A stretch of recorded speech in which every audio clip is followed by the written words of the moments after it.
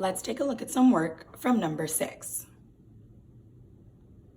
Eliana thinks that 4/8 is greater than 4/6 because 8 is bigger than 6. Is she correct? What do you think? Do you agree with Eliana? Why or why not? Share your answer out loud.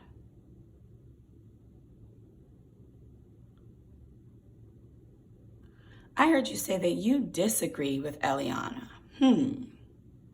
Why does Eliana think that 4/8 is bigger than 4/6? That's right. She probably noticed that our numerators are the same.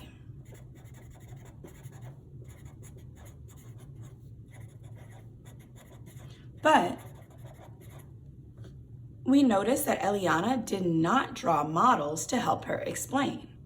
Great mathematicians always draw models to show fractions and help them explain which is greater and which is smaller.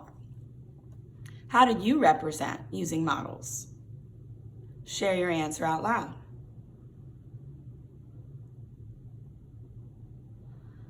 I heard you say that you drew 2 models that were the same size and shaded in 4/8 and 4/6. We noticed that there was more space shaded in by 4/6, so 4/6 must be greater than 4/8. Nice work.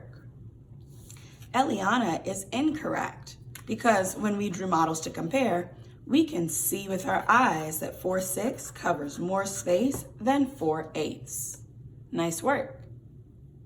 How could you use the denominator of these fractions to compare? Say your answer out loud.